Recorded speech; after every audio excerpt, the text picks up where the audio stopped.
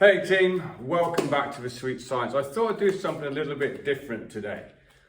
What martial art is best for self-defense? What's going to help you win a street fight? Now let's be honest, here's the thing I hate, particularly on social media platforms. Every boxing coach is going to tell you boxing is the best. Every traditional martial art coach is going to tell you that their traditional martial art is the best. Krav Maga is the best, jiu-jitsu is the best. It's the only thing you need to defend yourself. Is it really though? Is it really? Let's dive into this a little tiny bit and let's have a little talk about it. Let's see if we can come up with a sensible solution, which I think is probably best for you. So yes, this is a boxing channel. Okay, we talk about all things boxing. We show beginner boxing techniques for you to get better at home. So does that mean I'm going to say boxing? Not necessarily. I don't shout about my accomplishments or my achievements, and I'm not just a boxer. I have fought in a cage. I've done jiu-jitsu for years. I've done Thai boxing for years. One of the main reasons why I stick to boxing now is because the amount of injuries I've sustained over 4 decades in combat sports, it's about the only thing I can really still do actively and keep myself fit.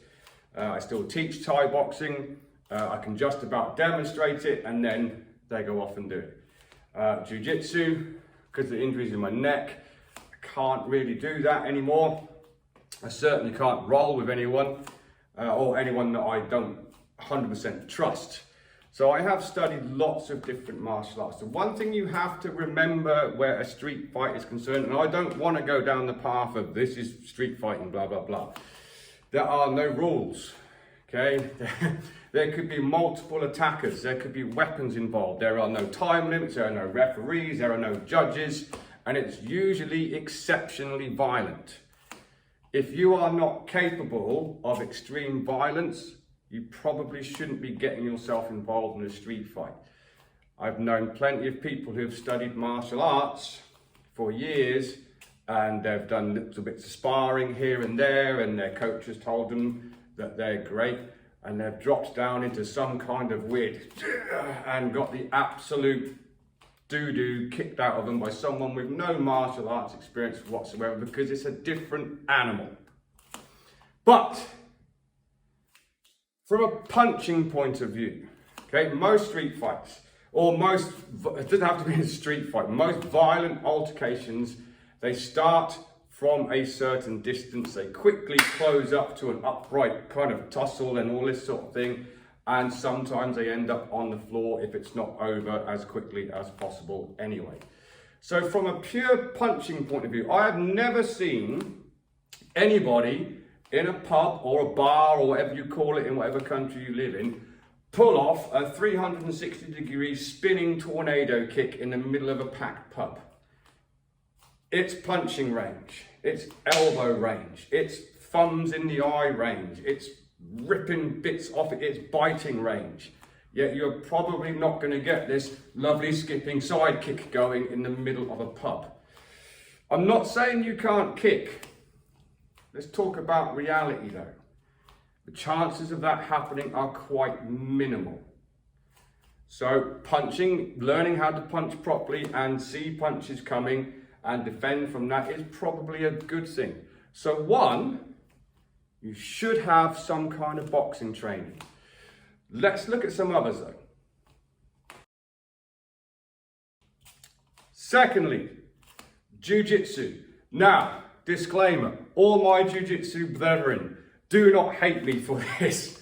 So a little bit about me then. I can't say this with a hand on heart, honest truth, but I think it was either the first or one of the first MMA shows in the UK back in the really early 2000s. I think I fought on that show. Well, I know I fought on it. I'm just not sure if it was the first or one of the first. And I was a striker. I had no previous jiu-jitsu training whatsoever. And I was an elite striker. At the time, I was in my prime. I'd been on about a 5-year winning streak. And I thought, there's no way some little monkey is going to get hold of me, take me to the ground and have his way with me on the ground. Not a chance. And how it went down was we went out and touched gloves, and I threw a couple of kicks and sort of got my range, and that was okay. He wasn't really responding to that, and I thought, ha, got this in the bag. Next thing, I ended up on my back without even knowing how I got down there. Boom, I was down, I could just see the ceiling. I was like, whoa. I don't know how at that point I escaped his mount. I'd just done something instinctively, and it wasn't a proper jiu-jitsu mount escape or anything, but he ended up on his back, and me having no knowledge of jiu-jitsu, thought this is okay. So I'm inside his guard, I'm trying to hold him down with one hand and I'm trying to hit him. You know what happened, he threw his legs over and his arm barred me massively. And I didn't even know what was happening, so I thought I could hold it, and next thing my arm broke. That was my introduction to jiu-jitsu. So does that mean that you want to learn jiu-jitsu for a street fight? Possibly not. I mean, what type of jiu-jitsu fighter are you? Are you what are you going to butt scoot across the bar floor? I don't think so. Okay. And don't forget, there's always multiple, or could be multiple attackers, bottles coming in. What it is handy for is being able to know what to do in a situation where you are grabbed. Because what's the most common one that you see? Someone grabbed in a headlock and this happening here. But people who don't know how to fight, as in, you know, they haven't got any combat experience. They get in this little tussle, a headlock comes in, and this sort of thing happens from here. So jiu-jitsu is great for being able to find your way out of a problem in a one-on-one situation. When there's no other people about to join in, when there's not bottles being smashed on your head by his mates who you're now on top of. Do you really want to be laying? You could have a really good top control, yeah? A nice side control, one arm trapped in a crucifix position. This guy can't do nothing, but you can't see matey boy behind you who's got a knife or got a bottle or whatever, who's coming in to blindside you, kick you in the head, whatever. It's not great. Brilliant martial art. I fell in love with it. I'd been doing striking for God knows how many years and was very, very good at it. And when I actually found my coach and went down the jiu-jitsu journey, I was like, whoa, this makes sense. This is perfect. And I fell in love with it. And to be honest with you, if I could still do it with all the injuries I have, I would. So Steve, if you're watching this, I would still be training with you, my friend. But from a form of just self-defense, do you want to just do jiu-jitsu for self-defense? It's a good one. 100%, it's a good one. Should you just rely on that? No. I think you should use it, have some kind of basic jiu-jitsu knowledge so you know how to get off the ground, how to reverse situations, maybe how to choke someone, guillotine someone, standing guillotine, whatever, because people do run at you. If you can get that in, good job. Fight's over. Choke them unconscious. Is it good to just have jiu-jitsu though? No, I don't think so. What about traditional martial arts? Traditional martial arts. Now, I'm a lifelong martial artist and I love it. I have completely immersed myself in the world of martial arts since I was 6 years old. So this is not a dig at any style whatsoever. We're talking your karates, your judos. I've never studied Wing Chun or anything like that, but you know, we had the massive Bruce Lee craze back in the 80s, because I'm old enough to remember the 80s, and it kind of kick-started my journey. But I have studied a lot of them, and this is not a dig at any of them. However, because what they do is, particularly with children, they do help build a certain mindset and they develop fitness and respect and all that sort of thing as well, which is fantastic, so it's not a dig. However, if you spend your evenings going up and down a village hall or a sports hall against nobody, just doing your and whatever it is you do, you are probably not as ready as you think you are to defend against someone who is prepared to be exceptionally violent against you. It's probably not going to happen. Yeah, you'll probably find that you get overwhelmed very, very, very quickly. However, that is not a dig at traditional martial arts. Before anyone in the comments comes in and says, I've been studying karate for 10 years and I'll kick your backside, you probably could, I'm an old man, okay? It does also depend of the fight in the dog, not the size of the dog in the fight. But if you just do that, and you have no idea of anything to do with the upright grapple when you're in this situation when someone's got hold of you, if you have no idea what to do on the ground, if you have no idea of how to protect punches coming in, it's probably not going to be the best thing for you. However, traditional martial artists, I love you. Okay, at least you are doing something. But for me personally, no. I would say no, and feel free to disagree with me. Everyone has an opinion. So, what about Thai boxing? Thai boxing's awesome, right? So let's have a look. Again, I studied Thai boxing for years. It started with kickboxing, actually, and my coach was Richard Cox. And I don't assume that he was a liar in any way, shape or form. However, I have no evidence to prove this other than his hearsay back in the day. He was a retired heavyweight world champion. Although he's an Englishman and he actually lives near me still in this area of England, he used to go over to America a lot, trained with Chuck Norris. And of course, if he trained with Chuck Norris, he must be exceptionally tough, because we all know how tough Chuck Norris is. Anyway, it started with kickboxing, and there wasn't all the elbows and everything and the clinch work. And I liked the idea of that, so found a Thai boxing coach years later. And let's face it, Thai boxers are some of the toughest people in the world. Yeah, but you've got to remember something. You are not Rod Tang, okay? You are not Sanchai, yeah?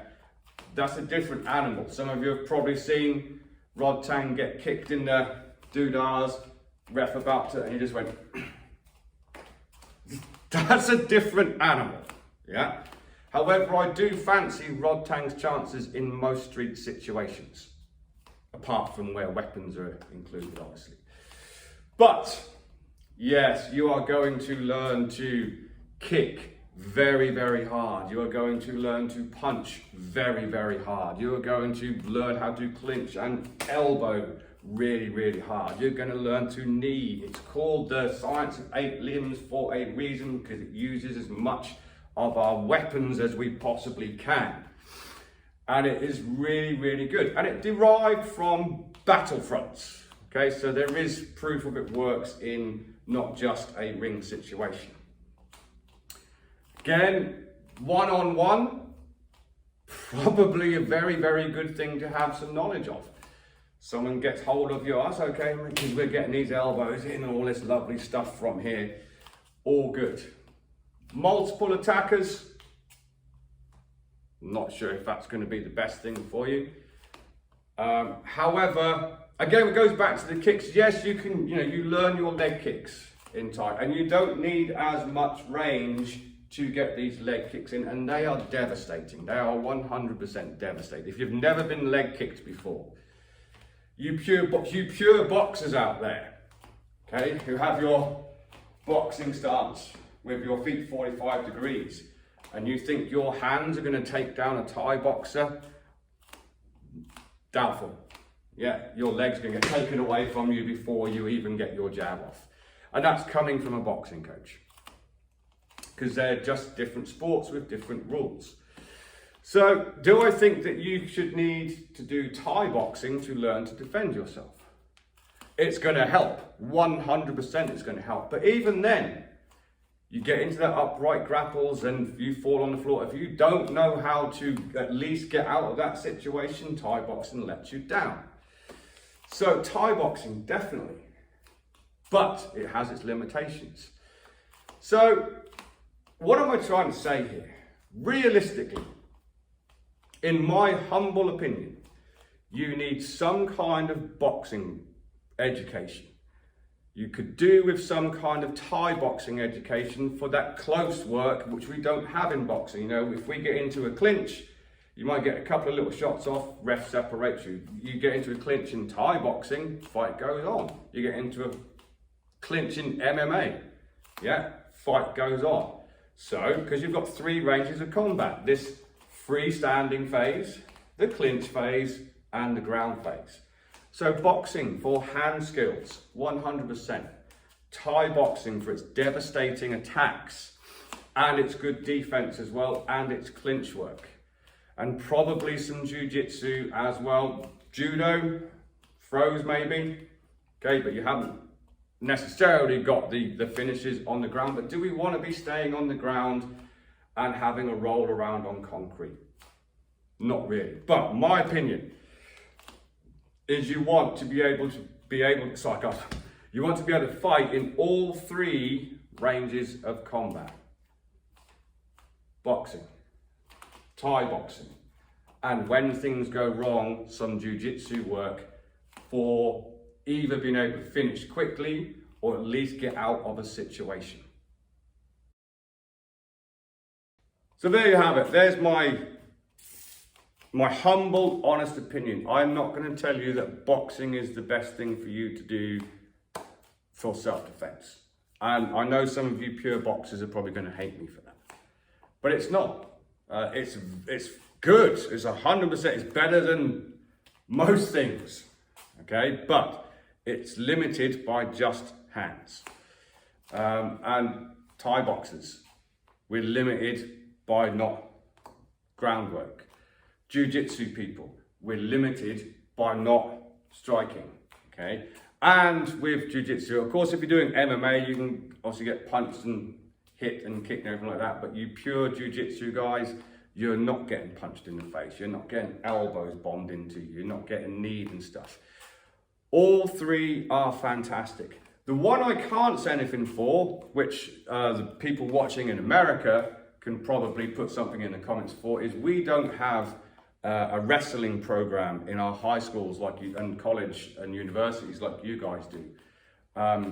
And those guys work at a fantastic pace. They're absolute athletes and they have such a competition mindset. Very dominant. But I can't speak on that because I've never actually done Greco-Roman wrestling. The wrestling that I've done has come from either jiu-jitsu coaches that I've had in or other people who've had wrestling coaches, and then I've learnt from them. Because my strengths were stand-up and groundwork. It was getting it to the ground when I was fighting in MMA that I was weak at, which became apparent when I went against a very, very good wrestler. That was when I was like, whew, there's something else I need to learn. But again, I've never actually spent a huge amount of time inside Greco-Roman wrestling, so I can't comment on that. But again, the limitations are you're not striking. So if you're not striking, that means you're not having strikes thrown back at you. So your defense is probably off from that. Traditional martial artists, I'm not hating on you. It's better than nothing. Just remember, in an actual defense situation, it's not, are you ready? Are you ready? Judges, fight. Okay, it usually happens. You get blindsided. It's exceptionally violent, exceptionally fast, and exceptionally quick. My honest opinion, avoid it as much as you can. And that's from someone who's been in combat sports his entire life, served in the military, used to conflict and stuff like that. If you can avoid it, do it. It is the best way to stay safe. Only enter into the situation if you cannot avoid it. Be fast, be furious, be first, get the job done, and get the hell out. Let me know what you think of my opinion. And also in the comments, let me know what you think is probably best form of martial art to defend yourself. Until next time, train safe train hard, train sensibly, and I'll see you soon.